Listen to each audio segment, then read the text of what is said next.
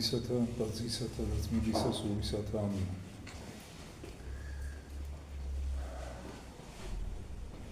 ურცხვი დედაკაცი, ისევე როგორც მამაკაცი, საშინელი სანახავია.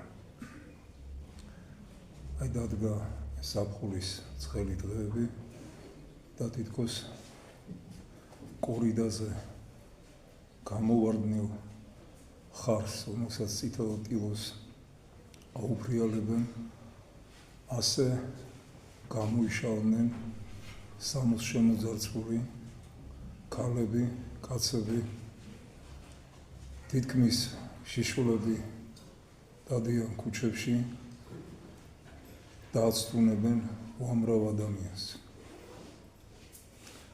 ამბობ მცხელა, ჩვენც გვცხელა. თუ გცხელა, სამოსელი დაიფარე და ნაკლებად დაგცხელა. მაგრამ თუ შენ გინდა, რომ შენი სხეული გამოამზეურო, ვითარცა პოდიუმზე ნახევრად შიშველი ქალები დადიან და ამითი ურიცხვი მამაკაცის, უცხო მამაკაცის მზერა მიიპყრო, ეს მითხარი. ალბათ მეორე უფრო რეალური იქნება. და არ გცხვენია, დედა ხარ, შვილი ხარ, და ხარ, თუ სირცხვილი საბოლოოდ დაკარგე, რომ ასე გამოსული ქუჩაში უამრავ ადამიანს აცდუნე. შემდეგ სახლში ან სხვაგან მორალს საუკითხავ შვილს დედა. მე ის უფრო მაოცებს, რომ ასეთ შემთხვევაში რას ფიქრობენ ოჯახის წევრები. თქვათ, ქმარი რას ფიქრობს სოლზე, როდესაც ასეთ სამოსელი პირობითად დავარქვათ. შემოსილი ადამიანი, მისი ცოლი საკუთარი, გადის ქუჩაში და უამრავი მამაკაცის, უცხო მამაკაცის თვალსაწიერის სამიზნე ხდება. რა კაცობაზე გაქვს საუბარი? თუ არ გცხვენია.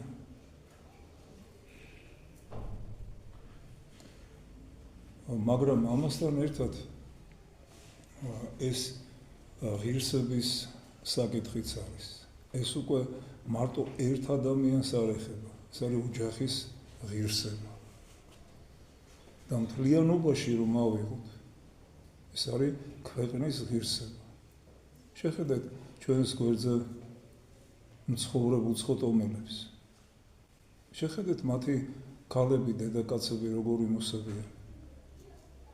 და რა შესანიშნავი არიან ისინი. პატივისცემას იწვევენ. ყველა კეთილგონიერი ადამიანის მხრიდან. მიუხედავად იმისა, უცხო ტომელია, უცხო სარწმუნოების არის, როცა ხედავ, რომ ადამიანი ესეა შემოსილი და კრძალულება ჯერ თავისი ოჯახის ღირსების, თავისი მეუღლის თუ სხვა ოჯახის წევრის მნიშვნელობა არ აქვს. ასეთი პატივისცემა შემდეგ თავისი ერის, რომელსაც ის წარმოადგენს. ცხვენია, როცა უცხო ტომელი სხვა სარწმუნოების, ცრუ სარწმუნოების მით უფრო მატარებელი ასე ცხოვრობს და ჩვენ, რომელთაც მართლმადიდებლობაზე გვაქვს პრეტენზია, ჩვენი ქალები, ჩვენი დედები ესე დადიან. სირცხვილია. იმიტომ ამაზე უნდა დავფიქრდეთ ყველა. და არ არის მოსარიდებელი, რომ მიუთითოთ. არაფერი მოსარიდებელი არ არის. იტყვის, რომ ბნელი ხარ. მაშინ აუხსნათ რა არის სიბნელე. თუ სინათლე ის არის, რომ შიშველი დადიხარ ქუჩაში. ეს არის წინწამოწეულობა, ეს არის განათლება, ეს არის, ასე ვთქვათ, შენი უფრო მაღალ საფეხურზე დგომა, ვიდრე იმისი, ვინც შემოსილია ისე როგორც ღირსეულ ქალს შევფერის.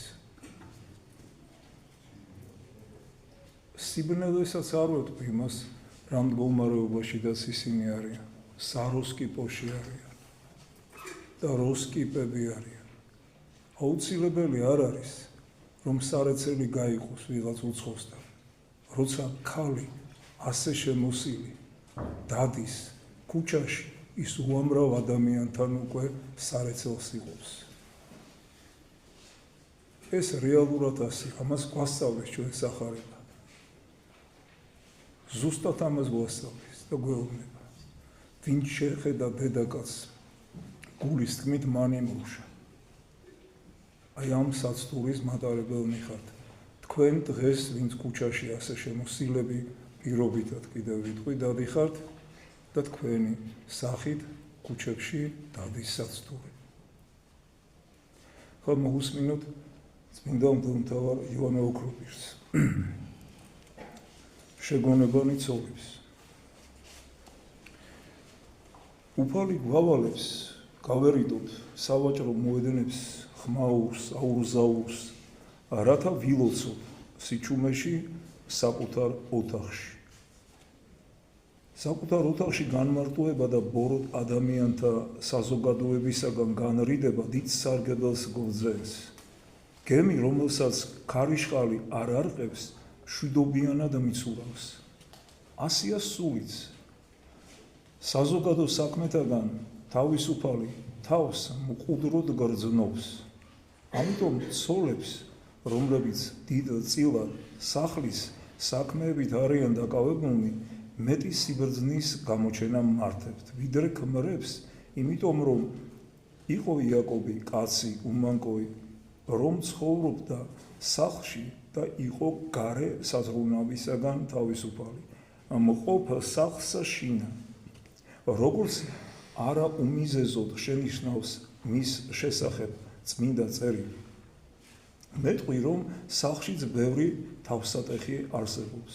ეს იმიტომ რომ თავად გსულს შეიქმნა უამრავი საზრუნავი. ქმარი დღენიადაგ ტრიალებს სავაჭრო ადგილებში, სამსჯავროებზე და აშკარაა მას ითვრევენ გარე სირთულეთა ტალღები. ცოლი კი ზის სახლში, სიბრძნის ამ ერთგვარ სკოლაში და შეუძლია გონების მოკრება, ლოცვა, კითხვა და სხვა სასიკეთო საქმის კეთება. როგორც უდაბნოში მცხოვრებთ არავინ აწუხებს, ისე მუდამ შინ მყოფ ცოლს ხელეწიფება მოუკლებლად დატკბეს მდუმარებით. თუ ხანდახან მოუწევს სახლიდან გამოსვლა, მაშინაც არ აქვს შეწუხების მიზეზი, რა კი იშვიათად ტოვებს საცხოვრის ეკლესიაში ან სხვა ადგილას წასასვლელად. დროის დიდ ნაწილს კი საკუთარ ჭერქვეშ ატარებს. ამიტომ შეუძლია თავადაც შვიდად იყოს და მშვიდ ფიქრებს მიეცეს და აფორიაქებულ ქმარსაც შეეგებოს, დააწყნაროს, დააშოშმინოს იგი, გაუფანტოს ზედმეტი და პირქუში აზრები. შემდეგ კი დაავიწყებს რა სავაჭრო უბნებიდან გამოყოლილ უსიამოვნებას სახლიდან კეთილად განწყობილს გააცილებს. ჭეშმარიტად, ღვთისმოსავი და გონიერი ცოლი უდიდეს ზეგავლენას ახდენს მეუღლეზე. შეუძლია მისი სულიერი განწყობის საკუთარი სურვილებისამებრ შეცვლა. ქმარი არც მეგობრების, არც მასწავლებლების, არც უფროსების რჩევა დარიგებას არ დაუჯერებს ისე, როგორც ცოლისას. ქმარს თავისი ერთობ საყვარელი მრჩევლის ამგვარი დარიგებანი ერთგვარ კმაყოფილებასაც ღვრის.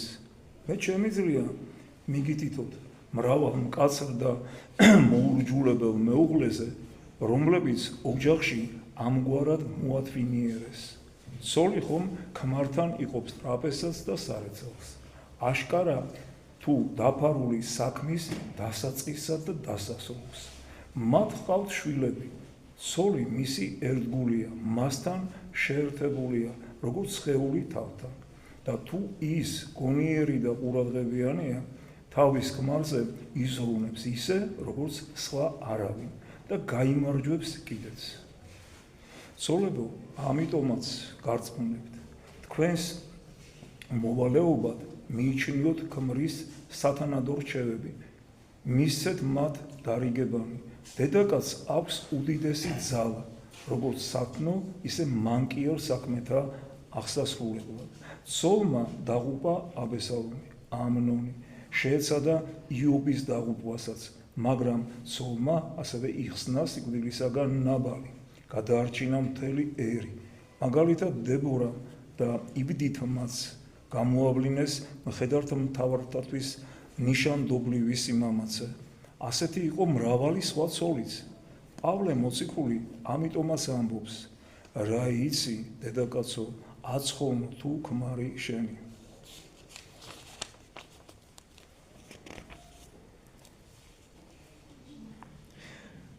ჩვენც ვიცით, რომ იმხანად მოციქულთა ეპოქაში პერსიდან მარიამმა და პრისკილამ სამოციქულო მოღვაწეობის პირთი ითვირთეს. ამ დედებს ეშურებოდათ გულმხურვალედ მეუღლეს ასწავლეთ. ეშურებოდათ მეუღლეთათვის გულმხურვალეობა. ასწავლეთ არა ოდენ სიტყვებით, არამედ საქმით. როგორ ეს მოხდა მაშინ, თუ ქმარი დაინახავს, რომ არ ხარ ანჩხლი, არ ეძალები ფუფუნებას, არ გიყვარს სამკაულები, არ ითხოვ ზედმეტ შემოსავალს. სჯერდები იმას, რაც გაქვს. ამის მხილველი ქმარი უეჭველია ყურადღებას მიაქცევს შენს რჩევებს, მაგრამ თუ სიტყვით დაიწყებ ბრძნობას, საქმით კი პირიქით მოიქცევი, იგი ბრალს დაგდებს ამაოდ მეტყველებაში, ხოლო როდესაც ნათქვამს საქმითაც დაუდასტურებ, მაშინ შეგაქებს და ადვილად დაგიჯერებს. მაგალითად თუ ოქროს, თვალ მარგალიტსა და ძვირფას სამოს არ დახარბდები და სანაცვლოდ აირჩევ თავაზიანობას, უბიწოვებას, კრძალულებას, შეგეძლება იგივე მოსთხოვო ქმარსაც. მის საამებლად საჭიროა სულის გამშვენება და არა სხეულის მორთვა.